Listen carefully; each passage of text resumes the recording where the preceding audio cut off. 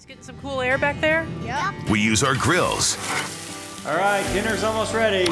And yet we definitely always use our common sense. Trying to make a program that would have common sense. Common sense isn't so common. No, it just makes so much sense. So right now, join lifelong Houstonian Bill King as we take on the issues with a little bit of Houston common sense. Common sense. It's time for Common Sense. This is Common Sense with Bill King. Here's Bill. Hello, Houston. Welcome back to another edition of Common Sense Talk Radio. You know, because common sense, the problem is it's not all that common these days. I have here today with me, our guest is Tom Ramsey. Tom is the Republican nominee for Harris County Commissioner's Precinct number 3. For those of you who are not familiar with that particular position, that is a position that Steve Raddick has held for, what, Tom, 20? Over 30 years. 30 years, yeah. So this is quite a change in Commissioner's Court to have a new person sitting in Commissioner's Chair number 3. Tom will stand for election in November. His opponents will either be Diane Martinez-Alexander or Michael Moore, who are running in the Democratic primary. They ended up in a runoff, and that won't be decided until next month. I've invited both of them to come on the show as well and tell us about their campaigns. So far, we have not gotten a response back from them. So, Tom, let's start out and talk for a few minutes. First of all, I'd like you to just introduce yourself to people because you've had a little bit of political experience, but I would say most people probably don't know who Tom Ramsey is. So why don't you start out and tell us a little bit about yourself, and then I want to talk a little bit about the office you're seeking and why you're seeking it. Well, that's fair, Bill. Some people have got me confused with Dave Ramsey, and I've chose. That's okay. That's fine. That'll certainly a good conservative worldview. I'll start with myself. Why would I choose to run? Well, for over 40 years, I've functioned as a civil engineer, providing road, bridges, water system design, drainage control features. Most of that experience has been in Harris County Precinct 3 in terms of my company. So my experience is as an engineer. And if you look at what a consulting engineer does, it's pretty much would be the basics for what you'd want a county commissioner to do. So I've owned a business for over 30 years. We sold that in 2015. So it was a engineering firm in Precinct 3. So I've operated a successful business in Precinct 3. My partner was Wayne Klotz, and we had, I think, a very successful business. We grew from 20 people in 93 to over 150 when we sold it. So to grow a business in Precinct 3, I understand that, particularly as we try to or we go about the business of reopening businesses. I think it's important that you have that business experience. And then I've only been mayor of Spring Valley for 8 years. So the good news is I've only been in elective office for 8 years. You're not a career politician. I am not a career politician. What do you get paid for that job? Well, about the same thing as you did when you were mayor of Kemah, right? You know, I've often said that the two worst jobs in politics are being mayor of your hometown and being on the school board. Those are right up there. Yeah. The other thing they used to always say about politics in Kemah is that local politics is only so vicious because there's so little at stake. But I'll tell you, in 2017, Ed Emmett and I were identified as the elected officials of the year in terms of what we were able to focus on. And as mayor of Spring Valley, I lowered the tax rate 21% in 8 years. We were identified in the last 18 months as the safest city in Harris County, the safest community. And also we invested $38 million in infrastructure. So my plan is to do what I've done and try to bring that experience and that success into Precinct 3. Well, I want to come back and talk about taxes and about crime here in some of these other segments. But did I hear someplace you're also an Aggie? Is that true? I am, class of 74. Oh, yeah? That's right. And okay, I grew up in Crockett, Texas. It's the original county in Texas was Houston County. Crockett's the county seat. So I grew up there, went to A&M, and have served as a consultant engineer for over 40 years. Well, you need to mention that at all the campaign stops because when we were running for mayor, and Busby would bring that up. He always got that whoop, right before, as soon as he mentioned A&M. So I know that'll be a big following for you. talking about Spring Valley for a little bit. Spring Valley is in an area that has some flooding problems also, correct? That's correct. Can you tell us a little bit about what's the experience that you had over there? What did you see as what did you see as the mayor? Not just on flooding, but just generally issues that Spring Valley face that you think will translate in the commissioner's job? Well, I think it's a very practical. We'll use the term common sense approach to engineering. What we did start doing in Spring Valley, I think Spring Valley had a good history of commitment to infrastructure, but I, in my tenure, focused on streets. And the key in Houston area is get the water to the bayou. If I can get my water to the bayou before you do, we win. Mm-hmm. So in Harvey, no homes flooded in Spring Valley. Now, part of that was we were on the upper end of the watershed, and geography was a good thing. But the other part of that was we chose to spend money, and I thought we focused it very well. So I think you can. The problem is people look at flooding in a huge regional basis. You need to look at it on a neighborhood by neighborhood by neighborhood. We can address flooding on a 4,000 person neighborhood by 4,000 person neighborhood if we'll only focus. Right now, people aren't focused on it. And I think something that's really important for people to understand is Harris County plays a huge role in the flood control issue, because it has control of all the bayous and a lot of the major streams that come in. The cities have the responsibility for getting the waters to the bayou, but the county has the responsibility for getting the water down to the Gulf from here. And the Harris County Flood Control District is one of the things you will be on that governing body as a result of Commissioner's Court. And we'll continue. We'll talk at some point about the $2.5 billion bond issue. But I would say Harris County has done a good job of identifying those critical projects. As a contrast, I would look at the city of Houston. And Bill, if you were to ask me, does Houston have a master drainage plan in terms of how to deal with flooding? And if they do, I hadn't heard of it.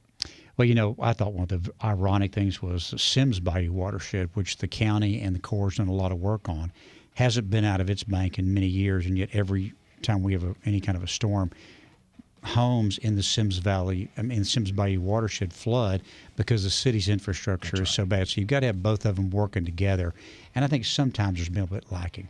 All right, we got to take a break here, Tom, for just a few minutes, pay a few bills, but we're going to come on right back and let's continue this conversation about flooding and your vision for how do we create a more resilient Harris County. Okay. Be right back with more Tom Ramsey on Common Sense. Hello, everybody. Bill King back with more Common Sense Talk Radio. I have with me today in the studio Tom Ramsey. He is the Republican nominee to succeed Steve Raddick in Harris County Commissioner Precinct number 3. Tom, I was out in that district quite a bit during the campaign for mayor, and I can tell you that I'm pretty sure that the top issue on everybody's mind in Precinct 3 is going to be flooding because there was just a huge amount of it in Harvey. You've got all the people along Buffalo Bayou and what all happened with the reservoirs being open. And then, of course, Brays Bayou is a perennial flood area. So let's talk for a little bit about flooding. And can you tell me, as the county commissioner, what are you going to do to try to address some of the flooding problems that are in Precinct 3? Well, Bill, we're going to, first of all, build the $2.5 billion worth of projects that we approved in the bond issue. Now, we're going to leverage that money, as I understand it, with some federal money and other monies that can be added to that. But I am not hearing nearly enough currently about where we are and what we are doing. I think there's roughly 141 projects that are planned. I think many of them are in design. But if it was me, every county commissioner's court meeting, we're going to get a 5-minute update on where we are on those projects, because there was a lot of thought put into those projects. They had public meetings. They went into all 23 watersheds in the county. They got feedback. So those are some really good projects that need to be built. So let's start with that. Let's give that a priority. Now, again, that's a down payment. That's not nearly enough in terms of what we need to spend on flooding and drainage. I'll tell you that 85% of all the water that comes into Harris County comes in through Precincts 3 and Precincts 4. In Harris County Precinct 3, we have 14,810 acres of park. Well, that's good news. I mean, we can do a lot of mitigation in those parks, and we currently do a lot of mitigation in those parks. But I think we could probably do more there. I think that 75% of the area in Precinct 3 is unincorporated. So you got an unincorporated Precinct 3, 75%. Is there a way we can work with the different MUDs and do partnerships? And I think we can. I think we haven't even begun to scratch the surface. And could we coordinate, collaborate, partner with the city more on getting the water to the bayou? Because you may be sitting in a spot, you may have done just fine in Harvey, but you are one trash can away from flooding your home if it blocks up a storm sewer. So we've got to pay attention to this. And you just need to know, if you live in Harris County, you live in a floodplain, you need flood insurance. Yeah, well, I've told for years everybody in Harris County needs to have flood insurance. I don't care whether you live in a floodplain or not, because there are a lot of places outside the floodplain in Harvey that flooded. So it's like it's cheap. Just buy it. Don't take the chance. But again, just to emphasize this, the Harris County Commissioners Court is also the governing body of the Harris County Flood Control District. That's correct. And so you are going to be one of 5 people making those decisions, if you're elected, about exactly how that money's allocated and what projects will be done. So it's a really important position with respect to flooding. Let me ask you about a couple of other issues on the flooding. Harris County has proposed new detention requirements for new development. And I think most of us think that, at least in the past, we probably weren't requiring enough detention. We've been improving that, increasing that over time. These are some pretty significant increases above what we've done now. They've also increased the building elevations so that, you have to build your buildings higher. Can you talk about those two issues a little bit and kind of what you think about where we are, where the county's going to, whether it's enough, too little, all of that? I think what's been proposed is good. I'm sitting here saying that's a good start. We need to pay attention to what our neighbors are doing, Montgomery County in particular, that if we adopt certain requirements and they don't, I think that's a problem. And whether the state can step in and help with that, we really need everybody to get on the same page when it comes to those sorts of things. Water doesn't respect any county lines, does it? It doesn't know what precinct it's in. It doesn't know what county it's in. The other part of that, and you touched on it, is currently the county is being remapped. What does that mean? Everybody can probably tell you if they're in the 100-year floodplain. They can probably tell you if they're not in the 100-year floodplain because they get insurance and they're made aware of that. Well, all of that's going to change in the next 2 years. It affects small, if you got an acre, if you got 1,000 acres, this is a big deal. You need to engage, because these regulations, once they're in place, that's going to have a serious impact, as it should, on how the water is detained, how the water is managed. What you're going to be able to build on your property, and what kind of detention you'll have to have on your property. So let's just unpack that a little bit more so some people can make sure they understand. So the floodplain maps are determined by hydraulic models that are built based on a certain amount of rainfall.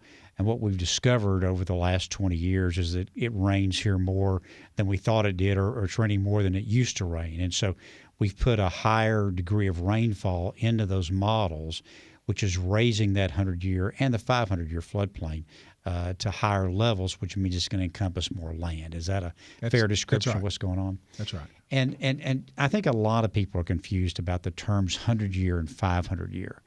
And could you just tell, what from an engineer's perspective, what does that mean exactly? It's a risk assessment. It's a matter of you got a 1 chance in 100. So it's a 1% chance of flooding in any given year if you're in a if you're in the 100-year floodplain.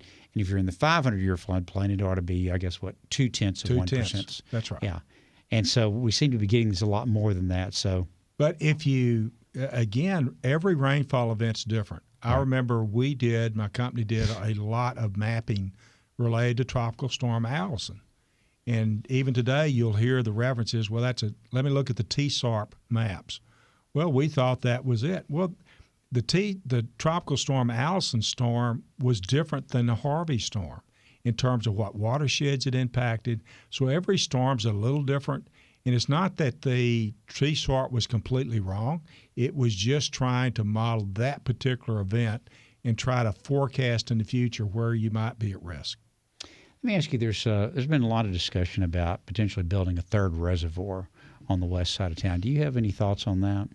I think that would be helpful, to say the least, because in Harvey, the two major watersheds out there, Buffalo and White Oak, they in essence met at Cypress. So you had one watershed. So yes, it would be helpful. I wish they had built it in 1930. When it was originally planned. Yeah, when it was originally planned. It'd be a lot easier than what they're having to do now in terms of buying up property and doing those sorts of things. Would that be a county project or a state project? I think it would have to be the Corps would probably have to be involved with it. The state would have to. You're talking about getting into Waller County. You're talking about getting into Montgomery County. You're going to have to get a lot of the counties on the same page and helping with that. But Harris County, would take the lead on it. Okay. Any ideas how a third reservoir would be paid for? You thought about that at all? Well, our tax rate is 61 cents, and I won't get down too much in the weeds. 40 cents of that is distributed between the 4 precincts, and they do their general precinct things. 17 cents is spent on the hospital district. 3 cents, Bill, is spent on flood control. 3 cents. So my question, I asked that all during the primary, who in this room thinks it's good to spend 5 times to 6 times more on the hospital district than we do flooding? You know, it didn't matter what neighborhood they lived in, they thought that was way too little on flood control and maybe way too much on the health. Yeah, I'm going to come back and talk about that hospital district here in a minute when we get back. Okay, we got to wrap this segment up for just a little bit here. We're going to take another break. Be back and talk to Tom some more. I want to talk to you, Tom, about property taxes in Harris County. This is Bill King, Common Sense Talk Radio. We'll be right back after these messages. Here we are, back with more Common Sense Talk Radio. This is Bill King, here with Republican candidate for County Commissioners Precinct number 3, Tom Ramsey. And, Tom, I want us to talk about the county's finances for a little bit.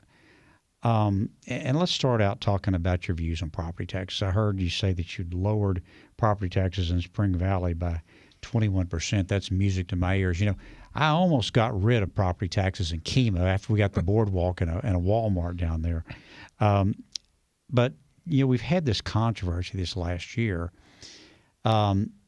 We had a proposed 8% increase, which was actually much higher than that because that was going to be on top of the appraisal increase.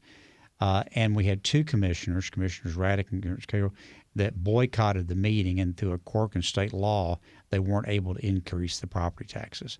So start out first and tell us how this is sort of double dipping because of the appraisal increase and the tax increase on top of it. Can you explain to people how that works exactly? Yeah, I'll start with what Commissioners Raddick and Cagle did. On my wall, I got a picture of Davy Crockett, Daniel Boone, and Raddick and Cagle because it took some courage to do that. And the reason that they were so set on that, and by the way, that's exactly what I'll do as county commissioner, because there's one thing we need to help people with. That's what they pay on their property tax. And where we are now with our rate is where it needs to be. But the law, that was a law passed by the state of Texas that says, you know, if you're going to raise taxes, it sure makes sense that you'd at least have 4 commissioners that would agree with that. So I wouldn't necessarily term it a quirk. I think it was some good, thoughtful legislation. In fact, I'm an advocate of having all 5 in support, there. But anyway. So to go back to this issue about what was going on there. So even if a tax entity keeps the tax rate the same, they still get an increase in the actual taxes they collect every year. Can you explain how that works? Here's how that works. So in Spring Valley, we were able to cut the tax rate 21% in 8 years.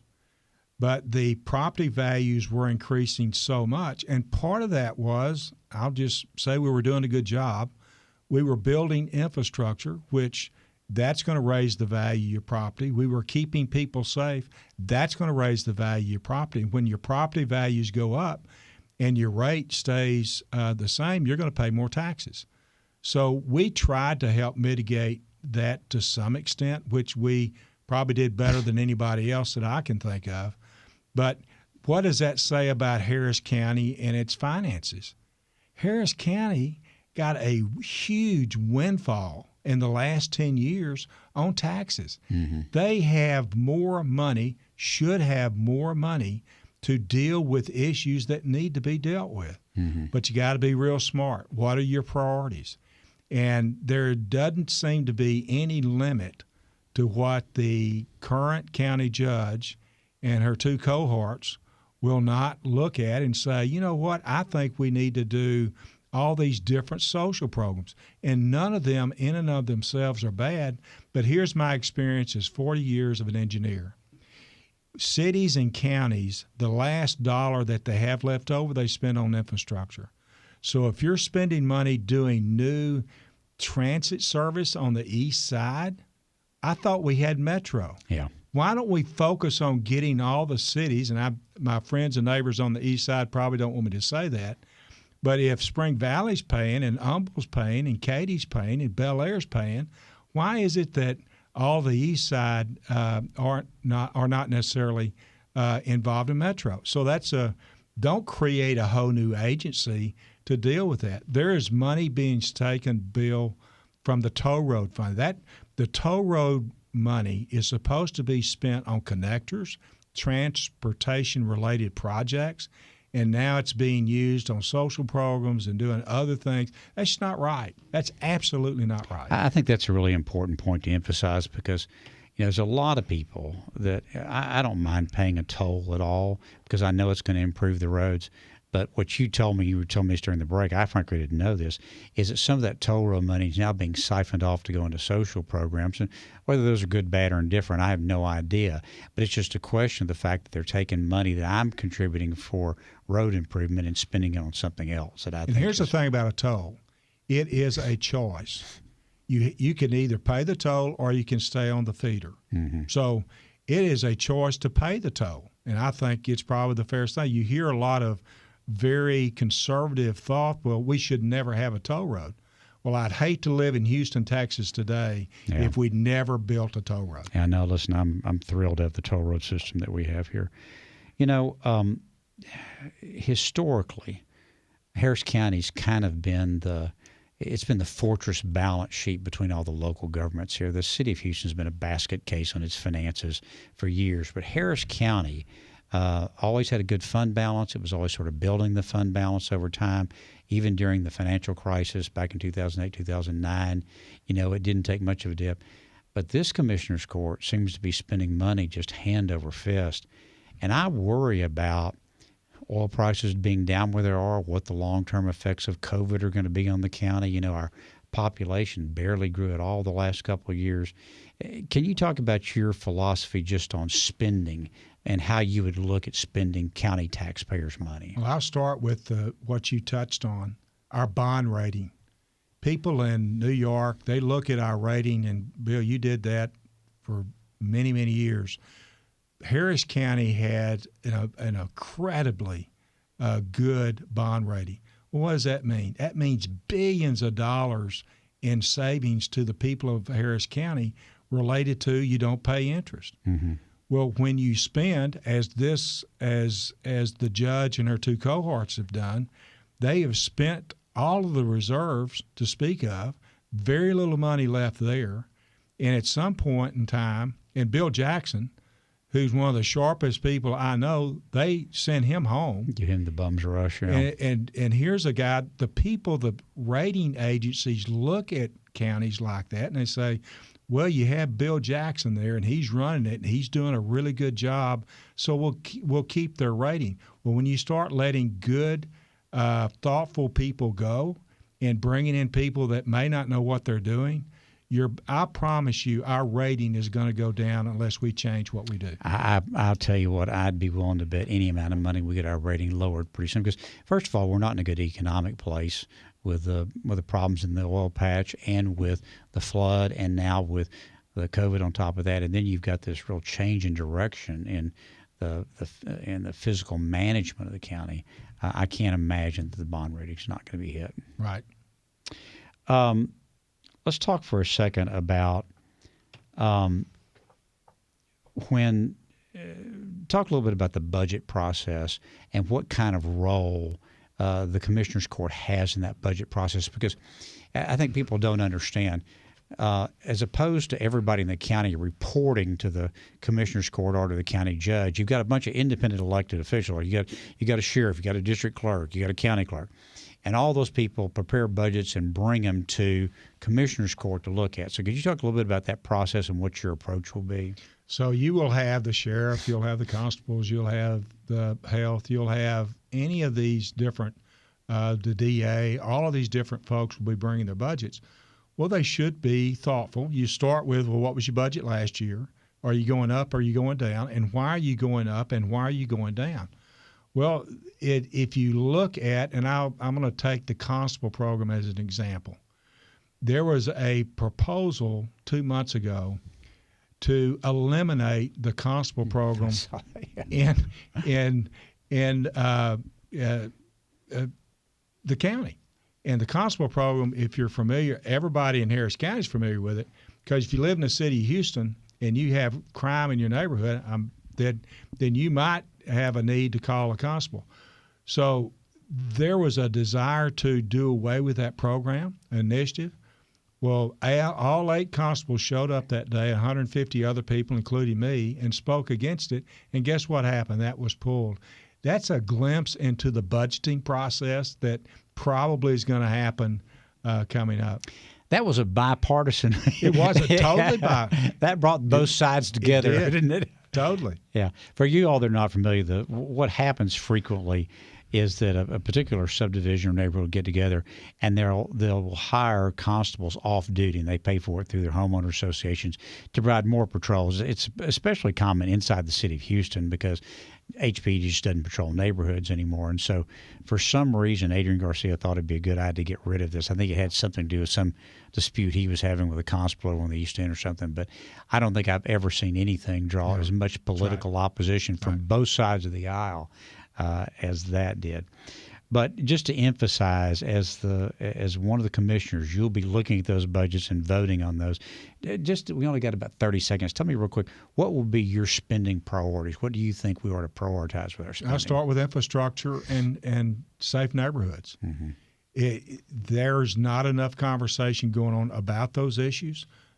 One of the major projects in Harris County that no one's talking about is deepening and widening the Houston Ship Channel.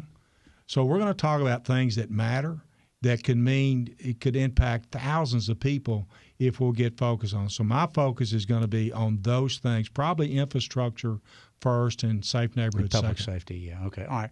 We got to take another quick break. We'll be right back with more Tom Ramsey, County Commissioner Precinct 3 candidate. This is Common Sense Talk Radio with Bill King.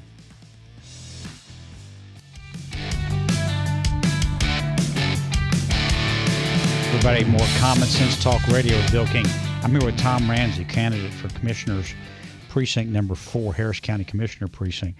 Tom, I want to talk about a couple of other issues that have really been in the news here lately. One is this whole criminal justice reform issue. What happened to George Floyd up in Minneapolis and being here from Houston, it's obviously been on everybody's mind. But we've been dealing with this for quite a while in Harris County before this, with the bail reform, the complaints about people being let out on too little bail. I know the Commissioner's Court has a somewhat limited role in that area, But can you just describe a little bit kind of what your philosophy is about criminal justice, and then also how would you approach that if you were to be elected commissioner? Well, what happened to George Floyd was tragic, and we just shouldn't tolerate that in any form or fashion. I would tell you that my focus is going to be on safe neighborhoods. Are the policies that we're advocating making neighborhoods safer? And I would suggest that when you start doing criminal justice reform by letting criminals out of jail that don't have any business getting out of jail, when you lower the bond such that someone that have committed a pretty violent act are back on the streets, I would tell you that you are not making neighborhoods safer. And probably the neighborhoods that are most impacted are the very neighborhoods that we should be advocating for. Mm-hmm. When a poor single mom that's living in a, we'll call a tough neighborhood, cannot even go to bed at night because of the criminal activity going on. Can't let her kids out to play. That is not right. That's simply not right. So I'm going to advocate on behalf of the neighborhoods, all the neighborhoods. Why can you go sell dope on the corner in Acres Home, and yet you'd be arrested if you did it on the corner of River Oaks? Mm-hmm. That's just simply not right, Bill. Right. We need to give priority to safe neighborhoods and making people safe. And the current agenda of Judge Hidalgo and her two cohorts is not to make the neighborhood safer. It's doing everything but. Yeah. You know, I think a lot of people have the impression that the West Side is just this very affluent white area. But Precinct number 3 is very diverse, and it also has some very tough neighborhoods. I mean, you have some neighborhoods, especially in close, where the crime rate's very high. You have a lot of human trafficking going on in a very aggressive way down in that Bissonnet Triangle. Well, here's Spring Valley identified that community as the safest neighborhood in Harris County. Less than a mile from Spring Valley, the crime rate in the last month has gone up 40%. Mm-hmm. Murders are up 50%. That's less than a mile away from, quote unquote, the safest neighborhood. So nobody's safe until we can go and we can deal with those issues in all the neighborhoods. Yeah. The other big issue, of course, today is COVID. It's what everybody wants to talk about all the time. The county actually has a pretty important role to play in this, in that we have a county health department, which is supposed to be doing the contact tracing, trying to isolate people involved with the testing. Can you talk a little bit about how you see the county's role in trying to manage through this epidemic? It's going to be more on trust. Bill, I've watched you through the years, and you try to generate trust in what you're saying, and people do. But when you have a county judge stand up and threaten to arrest people, when you have them threatening to, and then you have bad science. You know, I have not seen a poorer use of science than what I've seen recently. So we need county and officials to stand up and clearly communicate, encourage people. We need our businesses back in operations. We need to do it safely. We probably don't need to allow very large gatherings. And we've had some large gatherings in the last 2 weeks that have impacted that curve. So we need to do some I'll use that term again, common sense. I'll tell you how I wake up. I trust people to do the right thing. If I tell them that activity's dangerous, please don't do that. That's the way Judge Emmett used to govern. Mm-hmm. He would get on the news and he would say, would y'all please hunker down, or would y'all? And he would create a sense of trust, a sense of, I've got your back. Give an explanation why it was important. That's right. You know, it's there's two things about the COVID in respect to the county that the last few days have just completely driven me off the reservation. One was this whole idea that, you know, it's okay to break social distancing to go protest, but you can't go to church. You know, the last time I checked, both of those were in the First Amendment. I think the right to free speech and to petition your government and to worship as you want to. But, you know, for one, we're going to make an exception, and for the other, we won't. And just really irritated me. I started going back to church on Mother's Day. Mm-hmm. I do go to Second Baptist, and I felt like I was going to the hospital. I mean, and I say that in a good way. It took our temperature. We sat apart. Everything was as it should be. There's a good case of I trust our leaders to do this and do it right if you tell us what the real science is. Yeah, the other thing that I got really aggravated was Judge Hidalgo's press conference. I guess it was Thursday afternoon where she got up and said, we're on the verge of a disaster when we've got thousands of hospital beds, 7,500 ventilators in reserve, more than 1,000 ICU beds in reserve. And yet, I mean, I think people misunderstand the virus is not going away till we achieve immunity through herd immunity naturally or with the assistance, hopefully, of a vaccine sometime late this year, early next year. And so we got to manage through this. And this idea that we can just shut down everything and wait for it to go away. I mean, if you shut it down, it goes away. When you open back up, it's going to come back. And so we just can't do that indefinitely. Well, that comes from a group of people who've never run a business. Mm-hmm. That comes from a group of people who've never trusted anybody. Mm-hmm. And we can do much better at Harris County. Yeah, you know, my mother used to say, in life, it's 10% of what happens to you and 90% of how you react to it. Exactly. And I just think that the reaction to this has been so disastrous compared to the risk from the actual disease. At least that's my view on it. Not everybody agrees, but then not everybody always agrees with me, Tom. You know how that goes. Let me ask you real quick on with respect to the opening up, do you think we ought to continue that? We think we ought to pause with this most recent rise in cases, or what's your view on that? Well, again, if the issue is hospital resources, Bill, I look at the same website every day, and what I'm looking at on the website doesn't tell me that we're even close to that. It sounds like we've got capacity to deal with the illness. Let's start dealing with people that are sick. The people in the nursing homes, or if you do come in contact, let's focus on that, not on the healthy people, not on the businesses. Let's get about, because this is the first time that I can ever remember where the healthy people were quarantined, and we didn't have a clue on the sick It's folks. really quarantine turned inside out is the traditional notion of quarantine. And, you know, and one of the things that I particularly find aggravating is that contact tracing is a local government responsibility. And look, I don't blame anybody for being caught, you know, or being surprised by this. I think all of us were. But we've known since February now that we ought to be trying to trace these people down and get them isolated. And frankly, the reason that we're all paying such a high price in terms of lockdown is because governments have not done their job on finding the sick people and quarantining them. So we're trying to quarantine everybody instead of just the folks that are sick. At least that's kind of the way that I look at it. Exactly. Tom, we just got about a minute left here. I want to let you have an opportunity. If people have been persuaded by your very elucidating presentation here today, and they want to help your campaign, what's the best way for them to do that? Well, if you think safe neighborhoods, lower taxes, and infrastructure are important, you can go to votetomramsey.com. That's my website. And you can sign up there. Repeat that again. Votetomramsey.com. It's real easy. Mm-hmm. Come and sign up. We certainly would appreciate your support. We certainly would appreciate your vote. This is a major election, so we do need you out there and active. All right. Thanks for coming by, Tom. This is Bill King, and you've been listening to Common Sense Talk Radio, because the problem with common sense, it's not all that common on KPRC AM 950. Next week, we will have Congressman Dan Crenshaw. You don't want to miss this one, folks. See you next Saturday at 2 o'clock.